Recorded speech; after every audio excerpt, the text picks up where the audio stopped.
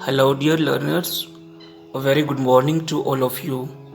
You all are welcome back to this YouTube channel, Learn and Study English. So, friends, we know that there are plenty of things around us which we don't know about them. तो हमारे life में बहुत सारी ऐसी चीज़ें होती हैं जिनके बारे में हमें पता नहीं चलता है. बट कुछ समटाइम्स वी लर्न, बट कभी कभी हम कुछ चीज़ों को दूसरों से सुनने के बाद सीखते हैं, या जब दूसरे हमसे अपना एक्सपीरियंस शेयर करते हैं तो उनसे हमें बहुत सारी चीज़ों का पता चलता है. तो today's video also will be very useful for you because I have brought few important things which you never imagined before. तो आज की इस वीडियो में कुछ ऐसी चीज़ें लेके आया हूँ जिनके बारे में आपको पहले पता नहीं होगा.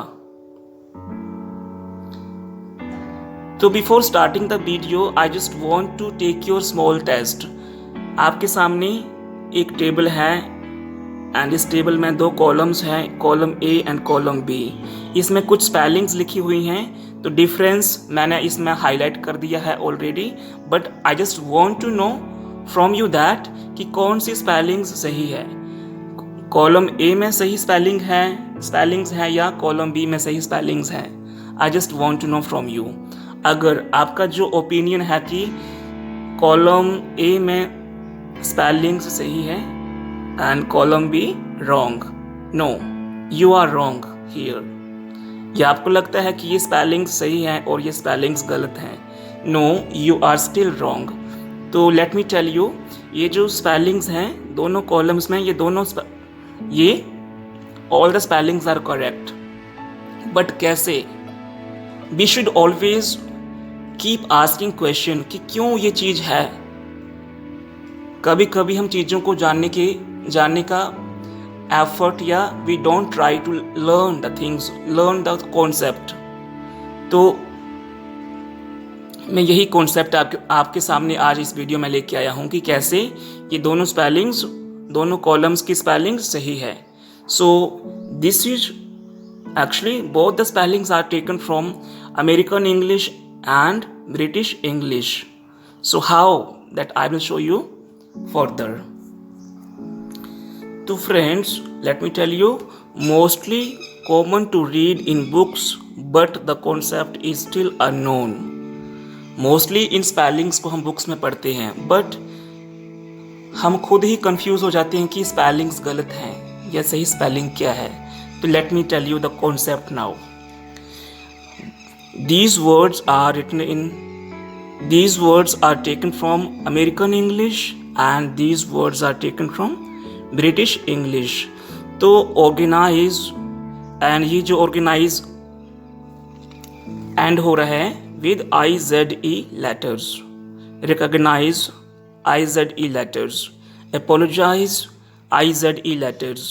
Organize, ISE letters. Recognize, same, apologize, similar, ends with ISE letters. तो friends, I just want to tell you, जो लेटर्स आपके, ये दोनों स्पेलिंग सही हैं, बट ये जो फॉर्मेट है लेटर्स का, ये जो फॉर्मेट है राइटिंग वर्ड IZE, ये अमेरिकन इंग्लिश के वर्ड्स हैं. और जो लेटर्स या जो वर्ड्स एंड ख़त्म होते हैं ISE से, they are from British English.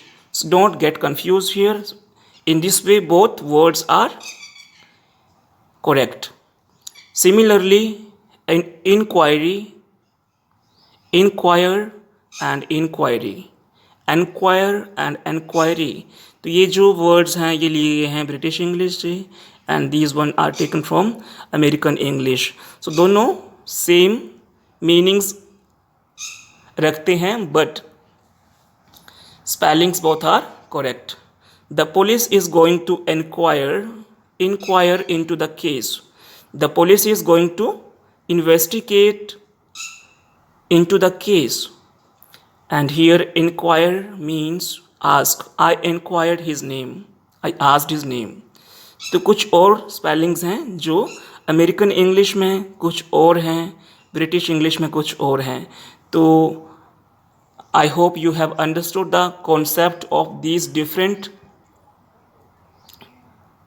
words and with different letters.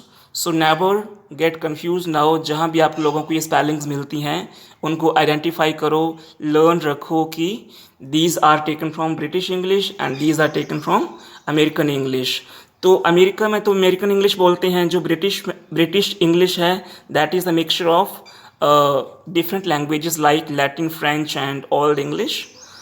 And yeah, so and we Indian speak mixture. We Indian speak both American as well as British English. We don't have our original English language, so that's why both spellings are accepted in India. So I hope you have learned a new concept about the different spellings but containing same meaning. So subscribe the channel and share, comment and like the video. Thank you so much all of you. Bye. Good, take care.